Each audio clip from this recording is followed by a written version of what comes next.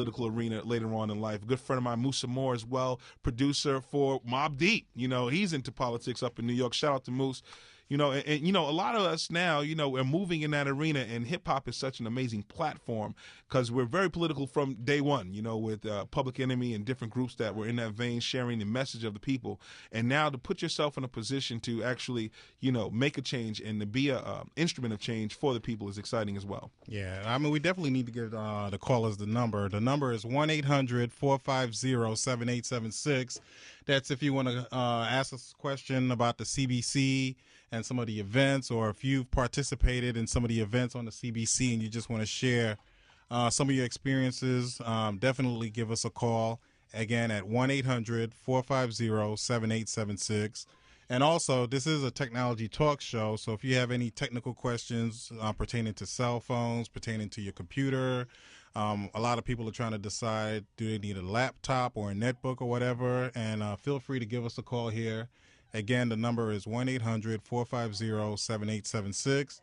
And I guess we'll just start off like we usually do with Chaz and the latest technology news. Okay, so for our listeners, every week I bring you the latest news stories, interesting stories that you may need to know about in the technology arena. And the first story I want to bring to everyone is IE9 is out. Internet Explorer 9.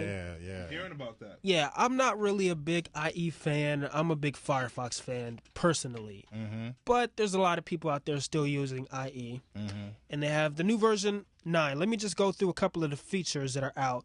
First, it's supposed to make your internet browsing experience much faster. There's also an add-on manager. Now, anyone who uses Firefox is very familiar with add-ons. Yes. Well, now IE is copying Firefox. So how does that make it more competitive? I mean, so would you say it's on the same level? You get a lot of that, where people will say, okay, we'll get the same functionality as well. Is it really functioning the same way? I mean, do you think it's equivalent? Is it like the Macs trying to catch up with the PCs trying to catch up with the Macs?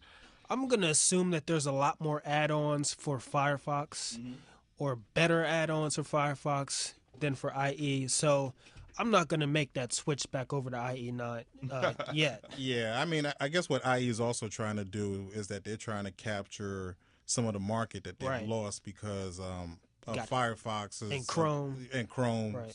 So I guess they're trying to go ahead, take some of the features that are very popular and that a lot of people have adopted with the other web browsers to bring it back home to try to get their numbers back up again. And on that note, they also have a download manager. Finally. I just think that's a basic functionality that a browser needs to have. Maybe I'm just so used to Firefox, but finally IE has a download manager, so if you want to download 5-6 things at once, you have a nice manager that will organize all your downloads for you at once. Yeah.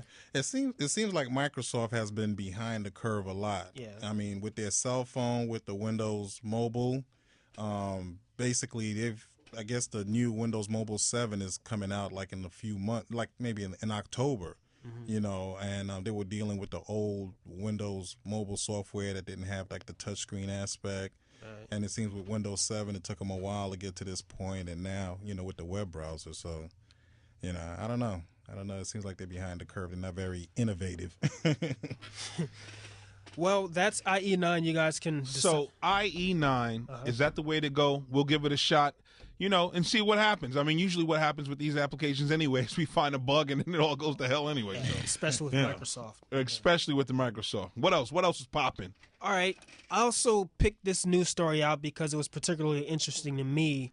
BlackBerry, despite widespread speculation that it's past its prime, Research in Motion, the BlackBerry makers, reported quarterly profits that beat analyst expectations, and now they're issuing a more upbeat forecast. So basically, BlackBerries are still selling. I just bought the Evo the other weekend, and I never even thought about going to BlackBerry, and I'm definitely not thinking about it now. Wow, I don't know. I mean, it is. I mean, the thing with BlackBerry is like how statisticians and politicians could play up with numbers, right? And even though the BlackBerry quarterly numbers are high, but the number of actual subscribers were a lot lower. Right. Oh, okay. So, you know, I guess it's how you want to play with the numbers. If you're not getting, you know, a certain amount of subscribers per month, then it means that you're probably slowing down, you know, Right. with your total sales of your phone. But it's going to be interesting to see if BlackBerry could survive, because iPhone and Android is real tough right now. Well, one thing I want to say is only 20% of all handsets on the market are smartphones. Yeah. So there's a lot of area for competition out there. Mm-hmm. And the smartphone market is constantly growing. So Yep. BlackBerry can exciting. still compete. Well, speaking of growing, so is our listening ship. I don't know if you know this, but we are peaking out right now. Everyone's listening to the Tech Talk Show because we're the most exciting, innovative technology show in the world. So after this break, we're going to take a quick break. We're going to come back. We're going to have audio live from the CBC, the award dinner, and we're going to get it popping. It's the Tech Talk Show. All right. Ow!